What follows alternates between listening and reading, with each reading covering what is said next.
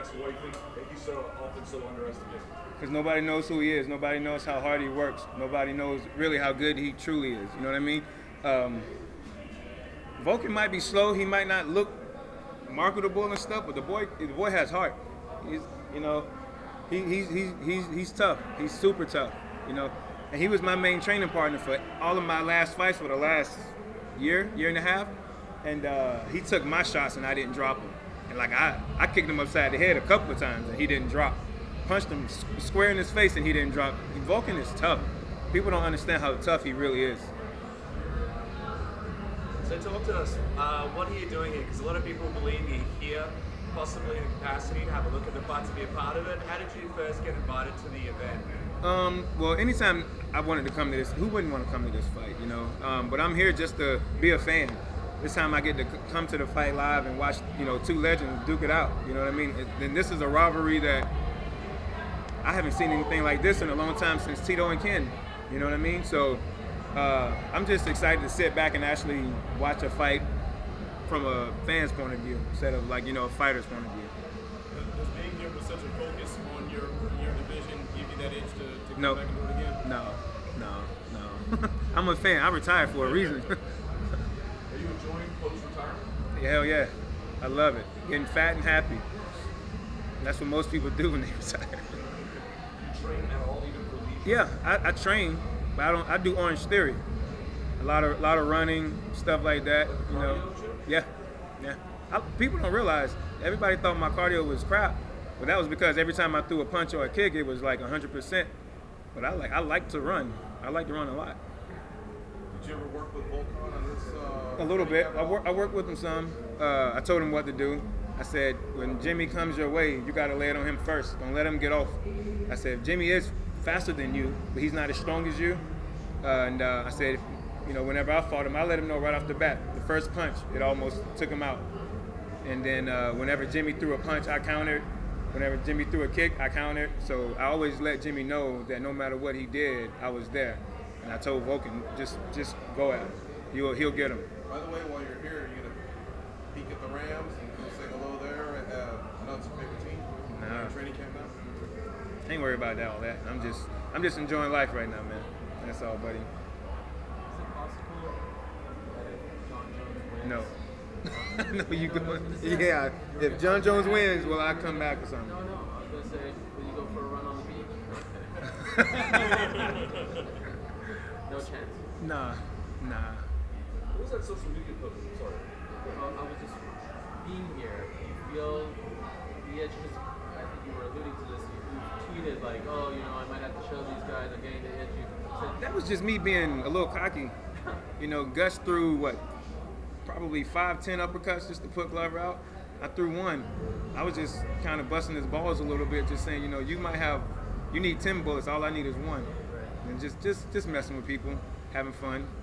being here, you don't feel the itch at all. You don't miss. No, I just feel like I'm at home. That's it. You know, I feel so relaxed here. I'm having a blast. The fans still love me, thank God. Everybody still respects me for the most part, so I'm cool. What do you do on a day-to-day basis now? What's your life like? Nothing.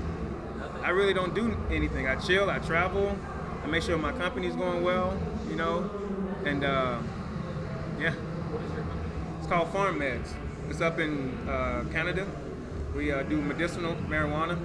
You know, we're doing it all for the right reason, though. It's not about the money. Money's gonna come, money's gonna go, but we'd rather help society out the right way instead of trying to put pills and all that other stuff in their body. You know, help them the right way. How'd you get into that? How did I get into it? Yeah. My partner Paul Bernier. You know, he's from Canada. He's actually the main man, and I met him through one of my great friends, Rodney Brewer, and we just clicked from day one. And he allowed me to invest in the company and have some ownership in it. So that's what it is. Is that what you were referring to in Buffalo when you said that you had other things? No, not really. But I have other things going on too that are big, you know what I mean? But nothing's gonna be bigger than helping the world out with like illnesses and things like that, making it a better place like that. What are the other things? You're always trying to get the inside scoop, bro. Nah, that's G14 classified. Jimmy was supposed to possibly have the next title shot. Do you think Volkan should possibly... He deserves it at this point. He deserves it. Gus has had 2 title shots. I had 2 title shots. They need some new blood in there. You know what I mean? And Vulcan is definitely making waves now, especially after beating Jimmy the way that he did. I knocked Jimmy out in the 2nd round. Vulcan just did it in what, like 2 minutes, something like that. He made me look bad, you know. And y'all don't understand how excited I am for Vulcan right now. Vulcan works very, very hard. From the moment he signed his contract to get into the UFC, I have never seen anybody work hard as he has. I mean, every day in the gym, he will come there and push himself to the max every single day. Ever since his first fight with OSP, he's been in the gym nonstop. He might take a week off. I mean, he's literally back in the gym going hard. He fought some of the toughest guys in the division. How does he compare to the guys like DC and some of the top guys in the division? Vulcan? Yeah. He definitely can punch with them. His wrestling he's solid. He's solid. He might not be that athletic, but nobody can beat him when it comes to heart. What are you expecting in the main event tonight? Somebody getting their ass whooped. Are you expecting to finish? Huh? Are you expecting? I do. I think John is gonna finish DC this time. That's just what I expect.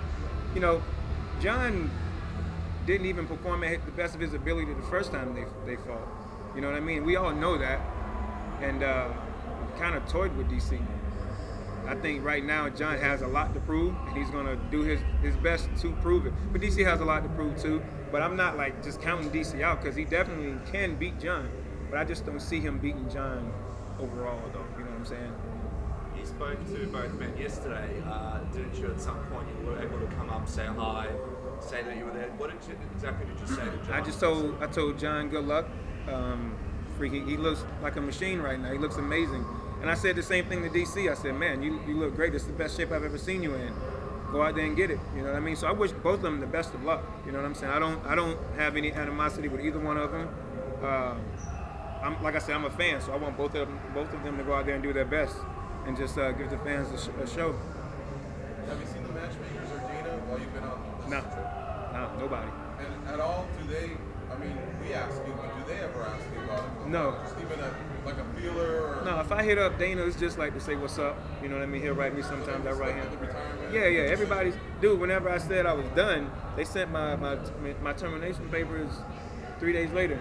You know what I mean? Sometimes UFC will hold on to your contract until you let it ride out. You know what I'm saying? But no, they respected me and they let me go.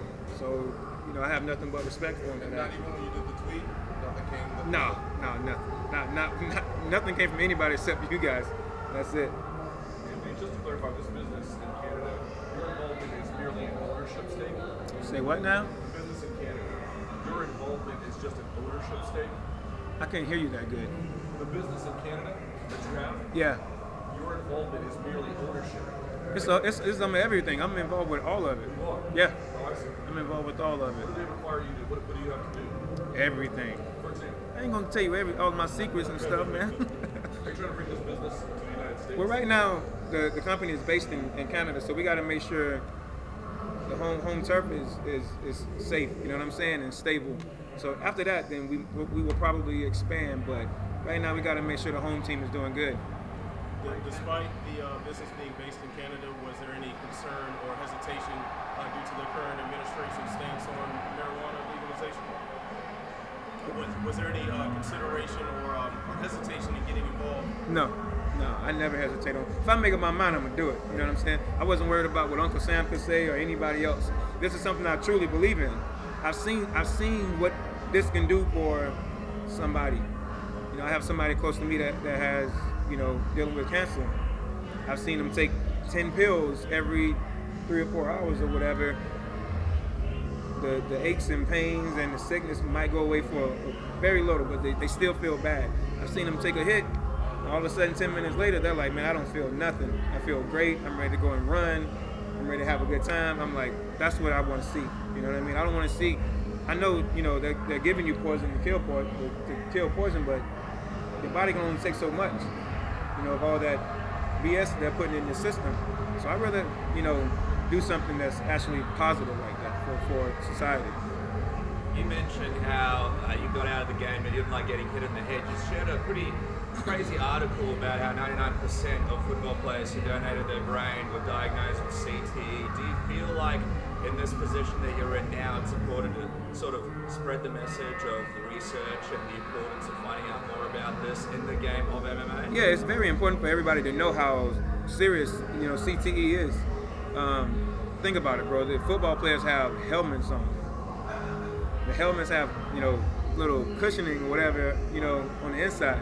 We're hitting each other with 4-ounce gloves. That's crazy. You know what I mean? It's crazy, but we do it. And we know what we're signing up for, but I don't think a lot of people seriously think about the long-term effects of it. You know what I'm saying? So that was one of the reasons why I got out. I just don't want to even really put myself in that situation. You know, whenever, you know, I get older and I have, you know, with kids and stuff, I want to be able to talk and run around and play with my kids. You know what I mean? Not barely can pick them up or in a wheelchair and can't really move or talk straight. You know what I mean? I want to be able to enjoy myself like that. So I just had to get out. Anthony, you mentioned that was one of the reasons. Do you feel any of the effects? No, I feel fine. I didn't take much damage in my career. I was probably one of the guys in UFC history or light heavyweight history that didn't really get hit during a fight. I really didn't get hit much during training, but that's just me. Was it more of people that you saw in this career?